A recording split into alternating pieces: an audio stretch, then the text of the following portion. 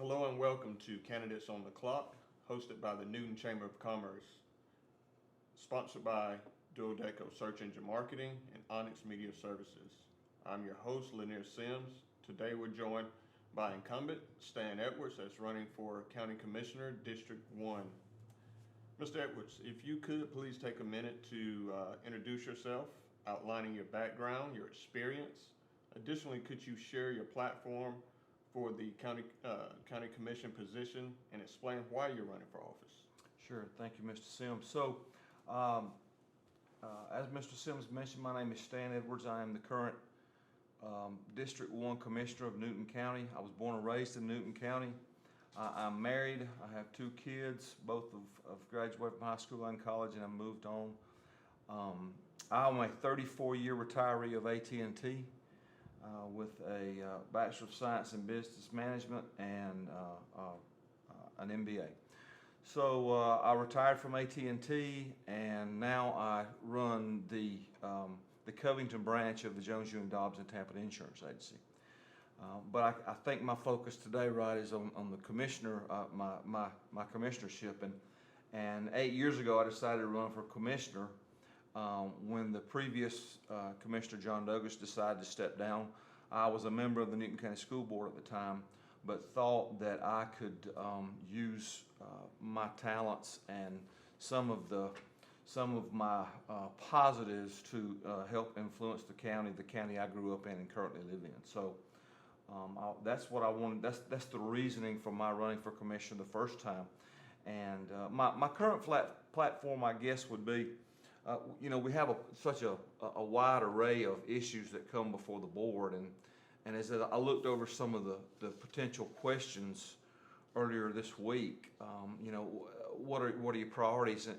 And right now in this particular time of the year, I think our priorities would be the budget. Our budget is coming up, and I'm a fiscal conservative. I want to make sure that our taxpayers are getting the bang for their buck in terms of the quality services and the quantity of services that relate to that are relative to the amount of taxes they pay.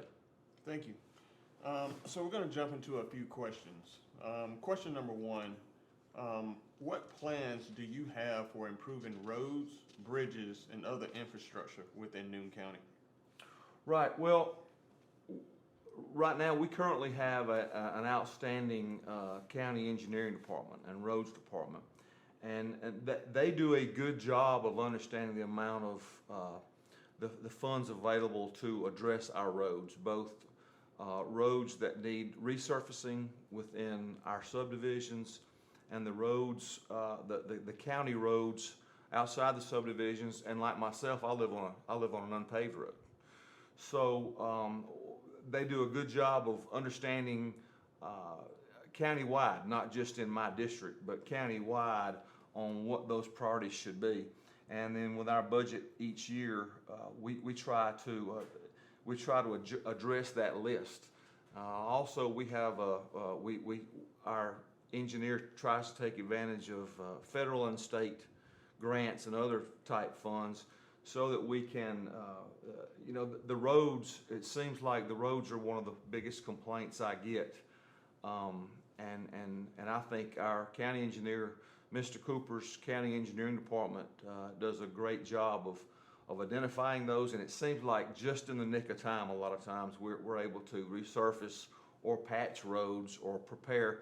I think in the winter, we more or less prepare the roads to be resurfaced. And then we have a project list each year that seems to work out pretty well countywide, not just in a single district, but countywide. Okay, thank you. Next question. In light of recent disagreements among commissioners and the necessity for a more unified approach, how do you intend to foster better relationships, find common ground, and promote unity to ensure a more effective governing body? Well,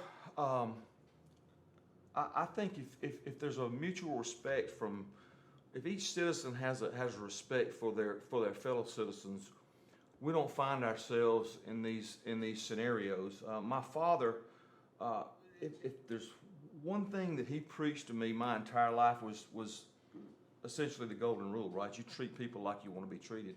And his philosophy was to expand on that was you were granted, if he did not know you, you were granted his respect. You had to lose his respect. You didn't have to earn his respect. I feel the same way, and that's an offshoot of treating people like you want to be treated, I believe. So if we can foster that environment and make that part of our culture, and I know this sounds rehearsed, but it's really not. It's how I feel about things. I think if we can make that part of our culture, then unity becomes a byproduct. Unity becomes innate. It's nothing that we don't have to work at. So and let me be clear. Unity does not mean we all agree. We like the same things, or we look alike, or we agree on everything. Unity can mean that we agree to disagree and walk away respectfully and move on to the next issue. And I believe that takes place between the commissioners at times, and other times it does not. And I feel like sometimes that people watch the commissioners and they take a lot from us, and sometimes we don't set a very good example. Understood. There was a second part, and I'm going to ask this question a couple times, but you can touch on it now. So the second part is, how do you intend to involve residents, citizens, in the decision-making process and address their concerns? Well, I am very, very active on social media, primarily my Commissioner Facebook account. I hear I take the citizen suggestions. I try to make it a two-way street. When there's news that has to be put out, I try to put it out using my social media account. I'm always, I would say on average, in a week, from the citizens, I probably receive between 20 and 30 emails, texts, or phone calls a week from the citizens, and I stay involved with them that way. I have tried and will continue to try meetings, but I don't have very much success in getting people to attend meetings. It's usually just 3 or 4 people, and it's just sometimes just not worth the time. So the social media is the way I try to go. Okay, thank you. Our next question is, as new industries bring a demand for housing, what are your views on zoning regulations? How will you balance the need for housing with considerations such as density, location, building standards, aiming for a sustainable growth while maintaining Newton County's character? Well, fortunately for Newton County, we have a very engaged economic development team. We have a very engaged industrial development authority. We have a very engaged Chamber of Commerce, and we had previous boards that had the foresight to put things in place, to put ordinances in place, to put rules in place that accounted for the potential growth. And I'll use an example as the Alman, Salem Road, and the Brickstore overlays, designed by community leaders and citizens in the community, not just community leaders, but a collaboration of the community in terms of putting those overlays in place, and the growth and the density, particularly as it relates to district. The eastern part of my district was designed to limit the higher density to those areas. And I believe the commissioners in previous boards, to include yourself, had the foresight to protect our watershed with the acreage minimums in our watershed areas. And I believe there's, if I'm not mistaken, 3, maybe 4 of those watershed areas that have density restrictions. The people, the number one issue that people brought to me, but while I was campaigning the first time, was the maintaining the rural integrity of not just District 1, but the rural integrity of the county in a lot of places. That includes 2, 1, and 5, as best I can tell. There's even 3. District 3 has some rural pieces that are still left, and the people absolutely pleaded with me to try to maintain those rural type areas. And realistically, if I own acreage, that I've got the right to sell it for its highest and best use, right? Mm-hmm. So the commissioners have to balance what the citizenry actually desires, and then what's right for the landowner, and the developers. I won't say unfortunately, but developers become landowners, Mm-hmm. right? So we have to balance that out, and it's not an easy task. And I work with the other commissioners to maintain, and a lot of times what's already put in place. We have a great 30,000-foot view already put in place by the previous boards, and if we've made some tweaks. As evidenced over the last year and a half, we've made some tweaks in the quality standards in the homes and some of the acreage and how they relate to the zoning. But for the most part, we've left it alone. We've made some tweaks where we've seen some needs, but for the most part, I believe those things are already in place. Okay, thank you. Next question, what steps will you take to ensure the county is prepared for emergencies and natural disasters?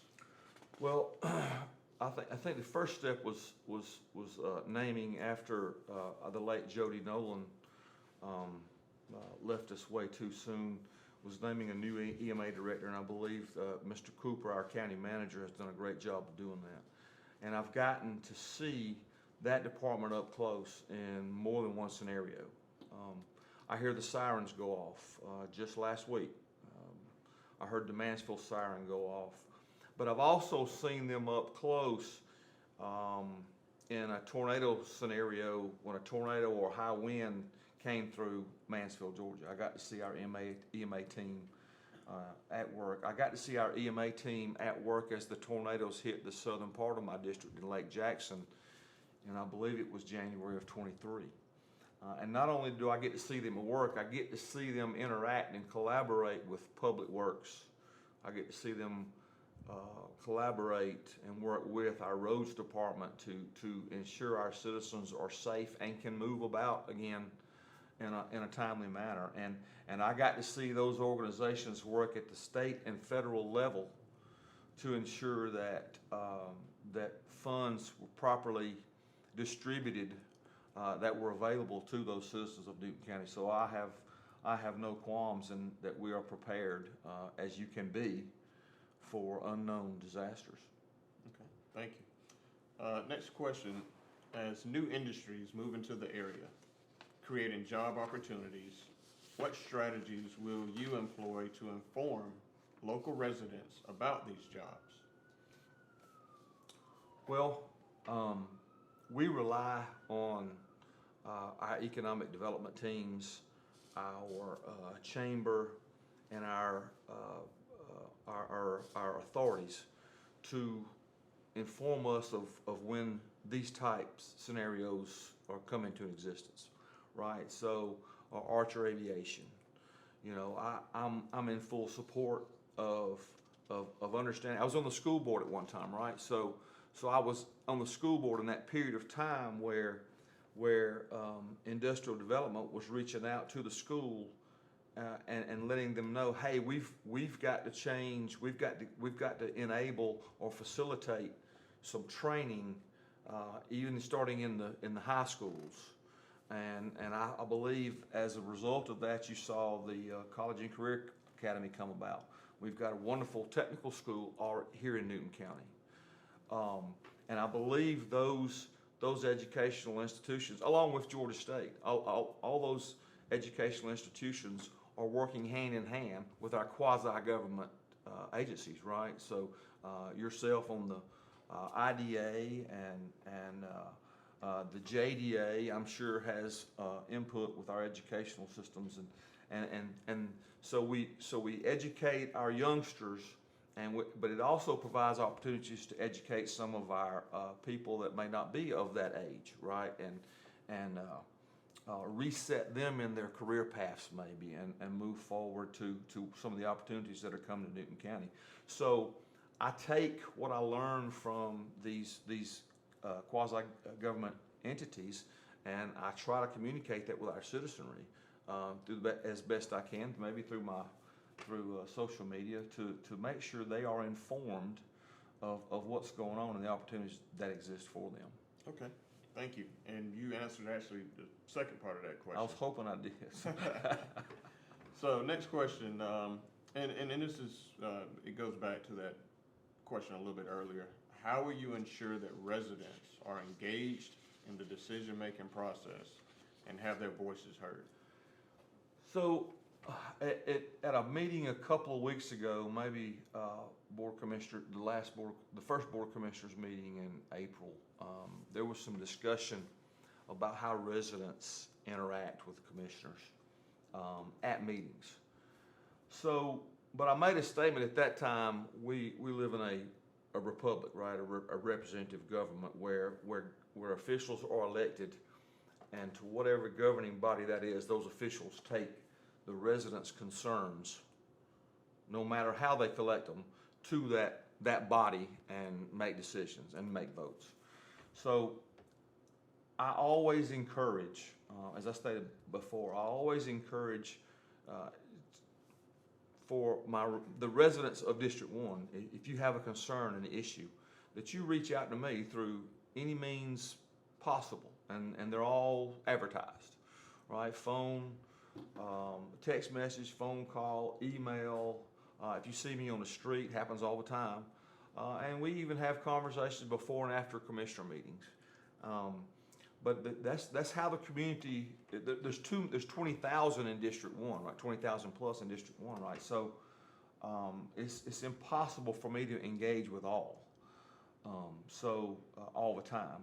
So I make myself available, and I had written down in some notes here that I believe. Now I'm sure I've missed some, but I believe over the last seven plus years, almost 7.5 years, that I've probably had a 95% rate of responding to correspondence of some type.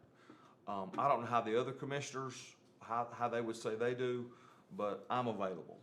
Now I don't always give residents the answer they want, because I don't get the answer I want when I go to the people that actually do what we're requesting them to do. But I try to run it to ground for them, so that if no is the answer, then they understand why no is the answer. I learned early on, even in commissioner school, right, that no is an acceptable answer sometimes. That was the first thing I learned, and I didn't know what it meant, to be honest with you. But I try to stay engaged. I have some residents, some new residents in my district, by the way, that want to have face-to-face meetings, and I'm going to attempt that again. To see how that goes, I am going to attempt face-to-face meetings. I've had some, and they just don't get the attendance, and the people there aren't the ones I communicate with normally. The ones that want to get my attention anyway. So, but there's just several ways, and actual face-to-face meetings, I'm going to attempt again, probably late summer. So. Okay. Thank you, and thank you for participating in our Candidates on the Clock. At this time, can you close us out with any additional information about you, your campaign, and how the voters can get in touch with you? Well, all my contact information is listed on the county website. You can find I believe my Facebook page now is Re-elect Stan Edwards, but it's not hard to find on Facebook. And then on the county website, you can find my contact information, both email and phone. So it's not hard to do. I have I'll close with this. And I can feel the county manager and